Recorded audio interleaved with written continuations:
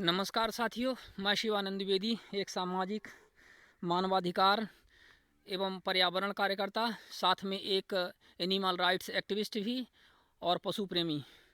हम आपको पुनः ये वाकया दिखा रहे हैं मध्य प्रदेश के जिला रीवा अंतर्गत तहसील सिरमौर, जनपद पंचायत गंगेओ, ग्राम पंचायत लाल गांव के सोनबरसा नामक स्थान पर, जहां डांडी सोनबरसा नाम की जगह पर यह जो अवैध पशुओं का बाड़ा बनाया गया है, इसके पूर्व भी मैंने आपको दिखाया है। हम आपको वर्तमान में केंद्रित कर रहे हैं एक जो यहाँ पे बछड़ा पड़ा हुआ है, मरा हुआ है। बछड़ा है कि गाय की बछिया जिसे बोलते हैं, शायद बछिया है। इसकी आँख आप देख सकते हैं कि इसकी आँख का पूरा ये अभी एक कौवा था, ये आप देखें यहाँ पे इसकी आँख का पोर्शन है जो कौवा ने अभी चोंच करके खा लिया है। इसकी बदबू नहीं आ रही है शरीर से। इसका मतलब ये हुआ है कि पिछली रात्रि में इसकी मौत हुई है। अकाल मौत भूख और प्यास से। प्यास तो आप नहीं बोल सकते क्योंकि पानी कुछ भरा हुआ है यहाँ पे, नाली की वजह से बह के आता है, लेकिन ये भूख की वजह से बिना चारा घास के ये मर चुकी है, प्राण छोड़ चुकी है। यहाँ पे इसका ताज़ा खून इस बात का द्योतक है, लाल लाल जो खून आप देख रहे हैं कि ये अभी हाल ही में इसकी मृत्यु हुई है। कितना बड़ा दुर्भाग्य है। और ये गाय है, इसके पिछवाड़े से आप इस बात को एहसास कर सकते हैं कि ये गाय है जिसकी हम बात कर रहे थे कि बछिया है। बहरहाल कितने बड़े दुख की बात है कि आज इन पशुओं की, जो कि हमारी भारतीय संस्कृति में इतना विशेष इनका महत्व, आज इनकी ये स्थिति हो गई है और यहाँ पे अकाल मौत मर चुकी है। और जो बाकी आप यहाँ पे पशु देख रहे हैं वो भी धीरे धीरे अकाल मौत ही मरेंगे, क्योंकि इनके लिए कोई व्यवस्था नहीं है। और ये सबसे बड़ा दुर्भाग्य है यहाँ का। हम आपको एक बार पुनः दिखा दें कि यहाँ पे गाय मर चुकी है। और इस तरह से इसको दिखाते हुए मैं शिवानंद द्विवेदी, सामाजिक मानवाधिकार कार्यकर्ता एवं पशु प्रेमी, मध्य प्रदेश के जिला रीवा अंतर्गत तहसील सिरमौर, जनपद पंचायत गंगेओ के ग्राम पंचायत लाल गांव के सोनबरसा नामक स्थान से हम आपको यह दुर्दशा दिखाते हुए वापस ले चलते हैं। हमें बड़ा दुख हो रहा है।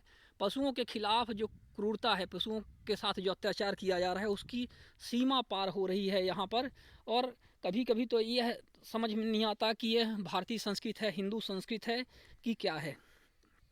क्योंकि भारतीय हिंदू संस्कृति में तो इन गौ वंशों को एक जो उपमा प्राप्त है, उसके बारे में अब क्या कहें, आप स्वयं जानते हैं। हम बार बार बता रहे हैं कि गायों को तो खैर माता बताया गया है, ये हमारी गौ माता है। चलिए इसको देखते हैं। इसका बाखा देखिए, इसका पेट इसका बिल्कुल चिपक चुका है। इस ठंड में ये कमज़ोर हो रहे हैं, निरंतर ये पशु इस ठंड में कमज़ोर हो रहे हैं। किसी तरह से इस बाड़े में हम अंदर प्रवेश कर पाए और वही चीज़ें देख रहे हैं कि आप देखिए कि इनकी क्या स्थिति है। ये सब मरने की कगार पे हैं, एक एक करके मर जाएंगे।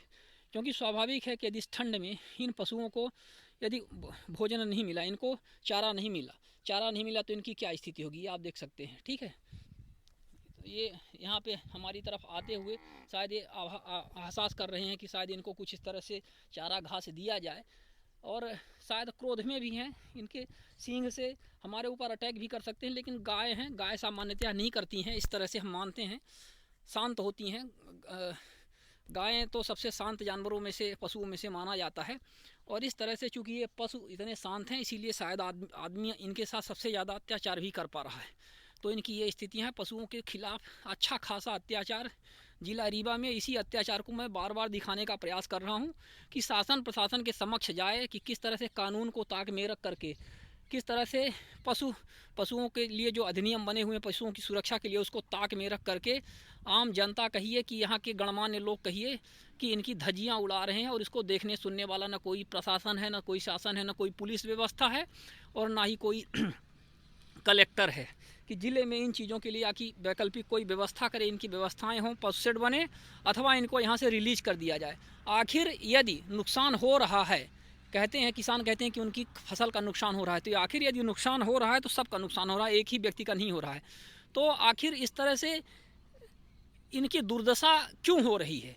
यदि इनके लिए नुकसान हो रहा है तो सभी मिल करके इसमें सामाजिक व्यवस्था करें। इसके लिए पंचायतों के द्वारा या कि कलेक्टर इनकी मीटिंग ले, प्रशासन इनकी मीटिंग ले, और हर एक गौ रक्षा समिति या इस तरह से नियुक्त करे जो जिनके माध्यम से इनके लिए शेड की और चारे भूसे की व्यवस्था की जाए। और तब इनके लिए एक आदमी लगाया जाए जो इनकी रखवाली करे, सुबह शाम इनकी देखे, इनके जो गोबर वगैरह हैं उसको उपयोग में लाएं, खाद के लिए लाएं, और इस तरह से तो उससे लाभ भी हो और साथ में इनका जीवन भी सुरक्षित रहे।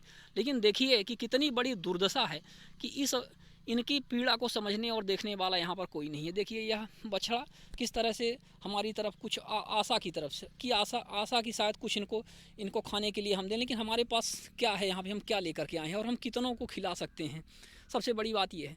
और हम इनके दुख दर्द को ही दिखा सकते हैं, इस समाज को, इस प्रशासन को और यहाँ की सरकारों को, कि आप देख लें कि गौ रक्षा के लिए इतने ज़्यादा जो नियम कानून बनाए गए हैं उनकी कितनी ज़्यादा धज्जियाँ उड़ रही हैं। और यहाँ के जो भी हमारे बजरंग दल तथाकथित जो हिंदूवादी संगठन हैं, विश्व हिंदू परिषद है, RSS है, और वो भी इस बात को देखें और बताएं कि आखिर उनके क्या प्रयास होते हैं ग्राउंड लेवल पर। क्योंकि अभी तक जो हमने देखे हैं और दिखा रहे हैं तो हमें तो दुर्दशा ही सिर्फ देखने को मिल रही है इस भारतीय संस्कृति की और हमारी सबकी। क्योंकि यदि इनकी दुर्दशा होगी तो हमारी भी दुर्दशा इसमें सुनिश्चित है।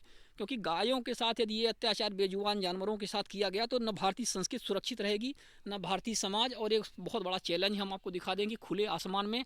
आज 1 जनवरी वर्ष 2017, जबकि सब नए वर्ष की खुशियां मना रहे होंगे, एक दूसरे को बधाई दे रहे होंगे, इन पशुओं के साथ कितना बड़ा अत्याचार और क्रूरता हो रही है। न इनको चारा है, न इनके लिए खाने के लिए भूसा पैरा है, न इनके लिए कोई छत है यहाँ पर। और इसी तरह से अपनी अंतिम समय गिन रहे हैं। हम आपको दिखाएं कि कितनी बड़ी दुर्दशा और भी है। कि देखिए ये बछड़ा क्या कर रहा है, ये बछड़ा कुछ खाने को इसको नहीं मिला तो ये सिर्फ इसको खाने का प्रयास कर रहा है। आप देख रहे हैं ये पेड़ को ये चाव रहा था खाने के। देखिए किस तरह से इन्होंने पेड़ को खाया हुआ है। कभी कोई जानवर क्या पेड़ को खा सकता है इस तरह से, आप देख सकते हैं। लेकिन दुर्भाग्य है कि जब कुछ खाने के लिए नहीं है तो भूख में ये पेड़ की जो आम का पेड़ है इसकी छाल को खा रहे हैं। देखिए एक गाय हमारी तरफ आ रही है इस आशा के साथ कि शायद हम इसके लिए कुछ चारा भूसा या कुछ लाए हुए हैं, लेकिन हे माँ मुझे माफ़ करना, मेरे पास अभी यहाँ पर तुझे देने के लिए कुछ नहीं है। शायद तेरी तुम्हारी सबकी ये जो दुर्दशा है हम इस मीडिया प्रशासन शासन के समक्ष रखें तो शायद उनके कानों में जू रहेंगे और तुम्हारे लिए कुछ कर पाएँ। हम तुम्हारी दुर्दशा को सिर्फ दिखा ही सकते हैं। वाह, धन्य है भारतीय संस्कृति और धन्य है यह समाज। कितनी बड़ी दुर्दशा है हमारी संस्कृति की और हमारे समाज की। और इसी को हम दिखाते हुए शिवानंद द्विवेदी, एक सामाजिक कार्यकर्ता, आपको वापस लिए चलता हूँ। धन्यवाद।